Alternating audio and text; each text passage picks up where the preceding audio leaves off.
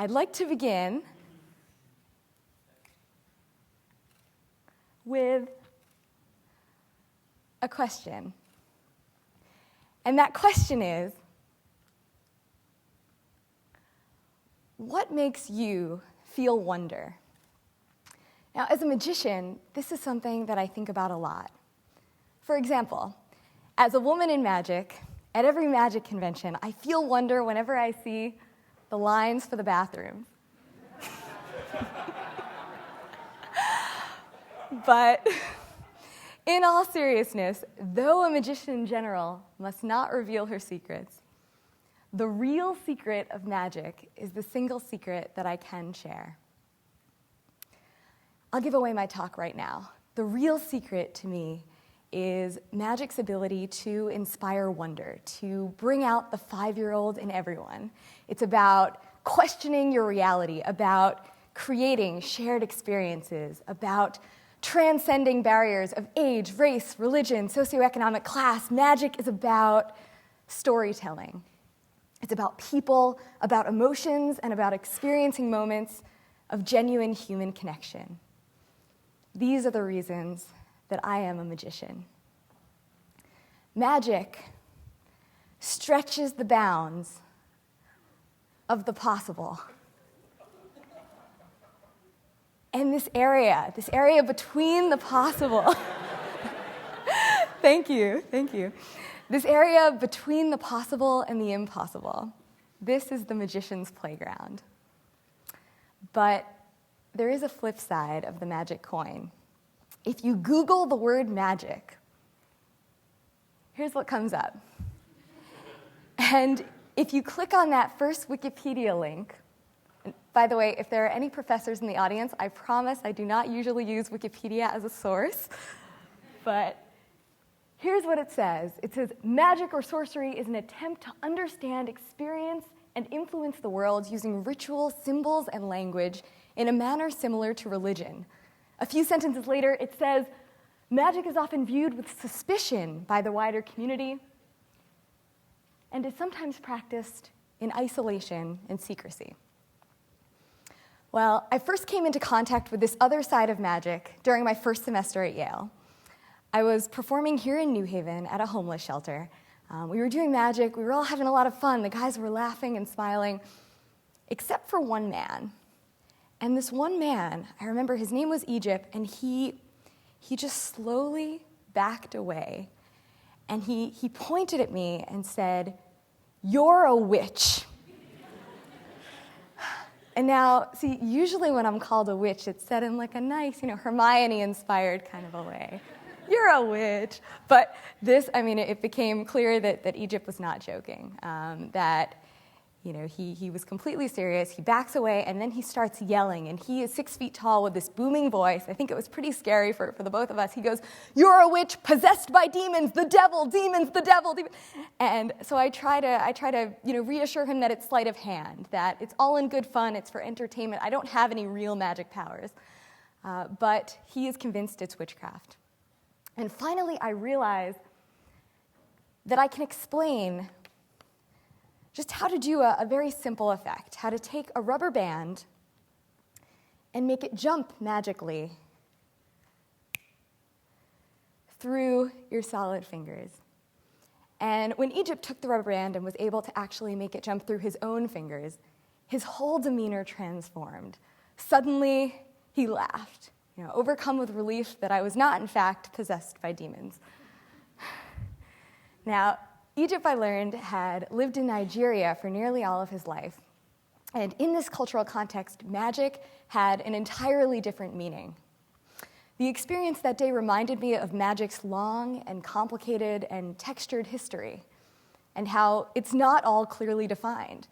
When we experience magic, we're inhabiting a gray area. We're navigating seeming contradictions. We are suspending our disbelief. And this is what makes magic so compelling. It's not simple, but it's meaningful. And magic is this kind of amazing metaphor for life. It's full of mystery. It's this constant source of intrigue. And so, I'd like to tell you about people named Tom and Janet Werner of Magicians Without Borders. Now, as I mentioned with the Egypt story, magic throughout history has been seen as witchcraft.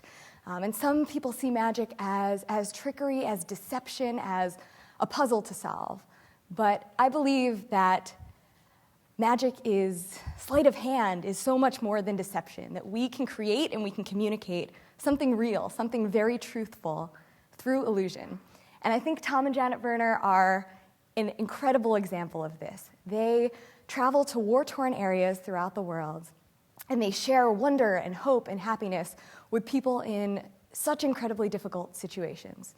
And their message through magic is, look, if I can make this seemingly impossible thing possible, then you too can overcome whatever seemingly impossible, insurmountable challenges you're facing in your life.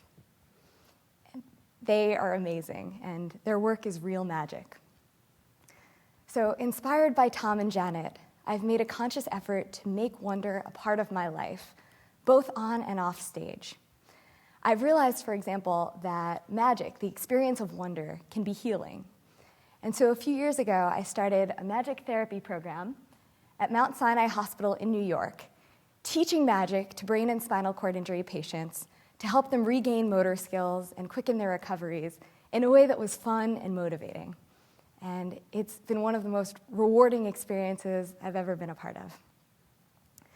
Now, as a magician for the last about 12 years, I've been learning how to do things like this. And things like this. This one, by the way, has a name. Does anyone know what this one's called? This one right here? Any guesses? We have a very polite audience here. Nobody wants to yell out. Well, I was going to say I like to call this one showing off. But sleight of hand, look, I love sleight of hand. It's great. But to me, magic is so much more than sleights. And being a magician is something that really informs how I experience the world. It's like looking at everything through a kind of magic lens. And I think the most important thing that I've learned from being a magician is something that we can all, magicians and muggles alike, apply to our lives right now, and that is to embrace wonder. How cute is that? So my challenge to you today is to find your own ways of integrating wonder into your everyday life. Now, let's dissect wonder for a moment. When you feel wonder, it's sort of a response to things that you don't have a mental template for. And these are the things that really bring you to think about and experience the world differently. And in these things, there is just so much power to make your life and to make other people's lives better and happier and more hopeful. And so, I'll get to this in a moment. I was inspired to write this Facebook status, this kind of wacky and fun Facebook status.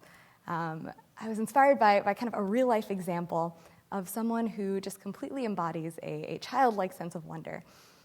I remember when I was a kid on a family vacation, we went to rent a car, and working at the Avis Rental Car Center was a man named Rod, and he just had childlike sense of wonder all over him. I remember he took this dollar bill, and he folded it into a tuxedo, and with a smile, he gave it to me. And he just had this amazing way of connecting with people, and that was something that was so contagious. It made a real impression on me, and I still have the bill, the tuxedo bill, to this day. Here it is. And so here's where this Facebook status comes in. I try to share wonder in fun and in sometimes wacky ways like this. Turns out we had a great afternoon. A bunch of strangers came together here across campus at Yale and played with bubbles. That is a Dr. Seuss onesie. Just strangers coming together to bond over bubbles. It was great. Or for a while, I was on a mission to find some really interesting rooftops. And I would surprise my friends by bringing them there. And these were experiences that sort of took me out of my everyday routine. They gave me new perspective. They made me feel wonder. And that was, and that is, something that I really want to share. So, to end today, I'd like to return to our initial question, which is, what makes you feel wonder? And when you find the things, the people, the ideas that inspire you, that bring you to look at the world in new ways, then even the seemingly impossible